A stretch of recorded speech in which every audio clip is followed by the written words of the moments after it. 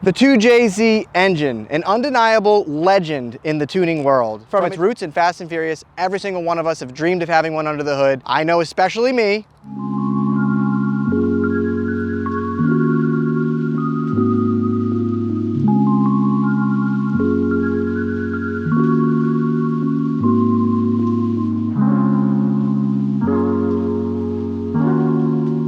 With that said, I'm gonna tell you what it's like to actually own one. So number one is cost.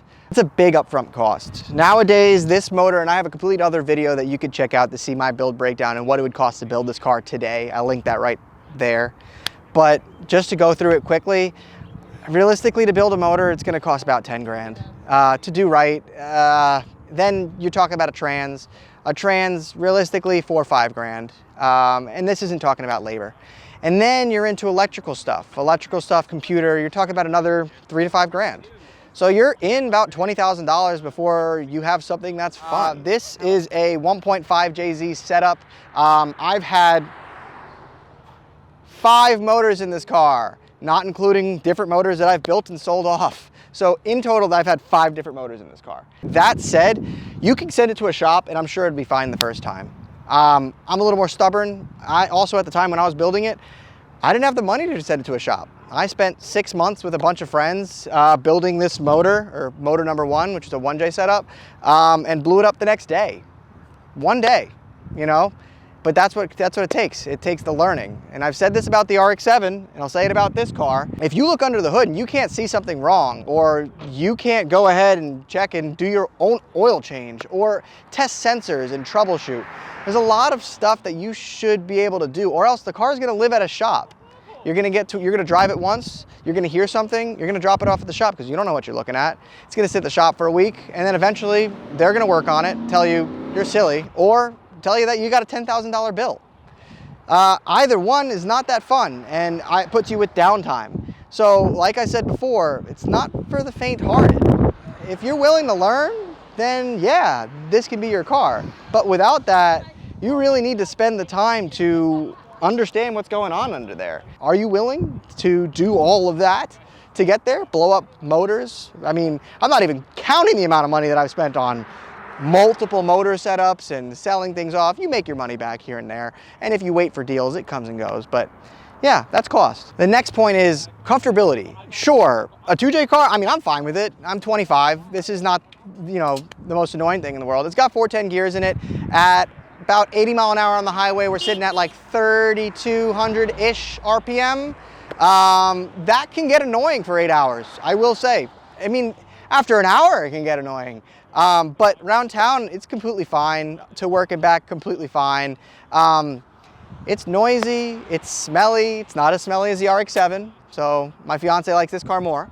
That said, it just comes with a few extra things. You daily a 2JZ swapped car. Yeah, I've done it, but the next question is, should you? Probably not if it's your only car. Have I done that? Yes. When I was in college, I would drive the car 8 hours to Buffalo and 8 hours back multiple times throughout the year to Long Island, back and forth, on that being my only car. I was also blessed with the fact that I didn't need to make it to work on Monday. I could walk to class, or I had a ride, or I found a way, right? If I needed to get to work on Monday, I probably wouldn't have done that. That's when I bought a second daily. So, you know, should you? Probably not. You'll learn a lot because you'll have to keep the car going. And granted, it's a Toyota. Just keep oil changes up, stay looking on top of it. But a lot of things can go wrong. It's a swapped car. The engine is not supposed to be in this car. That brings us to our next point, legality.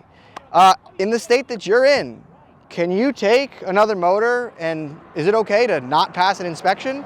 This doesn't technically pass an OBD2 inspection. This car is an OBD2 car. The motor is a JOBD1 motor. Those don't technically line up. So you might be at an impasse. However, that is a hurdle that you should think about if you are trying to 2J swap a car and use it on the street. I've got plates. We're all good. This car is straight, but not everybody has that opportunity. I left New York. New York's one of those places where if it's not 25 years old, it's getting inspected, and this won't inspect. But despite the challenges and the money, The 2JZ engine is just an incredible experience. I take this thing everywhere. Everywhere you go with it, people are looking, listening. It makes the best noises on this planet. There's nothing that compares, in my opinion. It attracts the people that know what they're looking at. You have more meaningful conversations. And I mean, outside of the community, which is amazing, it's amazing. We're gonna go for a ride and you'll be able to tell for yourself. It's incredible. There's nothing like it. But like I said, owning a 2J car isn't all sunshine and rainbows. At the end of the day, you gotta be comfortable blowing up a motor every now and then. I know the first time I blew up a motor, I sat around in the same sweatpants for a week. The last time I blew up a motor, I sat in the car and I said, I got a spare at home. Whatever. You just become numb to those things, and if you're comfortable with that, that's it. So what's the verdict? Is it owning a 2J car a dream come true? Well, yeah. At the end of the day, for me, it's worth it. But you got to answer that for yourself. Depends if you're willing to take over the challenges and push through the pitfalls. But once you're through that, it's just an amazingly immersive, incredible experience that I'm about to show you right now. So let's fire it up. Let's go for a rip. And you guys can tell me yourself, what do you like about the 2J? Did I miss anything? And tell me if there's anything that you guys want to see.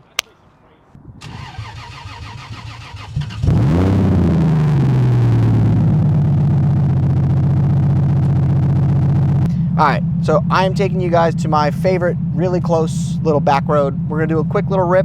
David's gonna get some cool shots. Let's do it.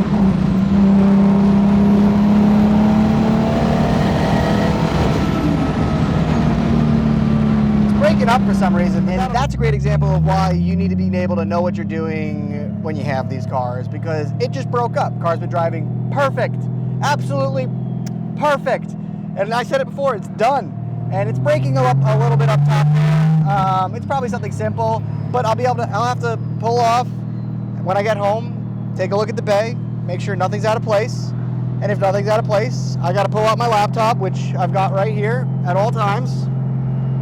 And I gotta send Lawrence a log, and we'll see what the hell's going on. But we'll try one more time. Probably not the smartest thing, but.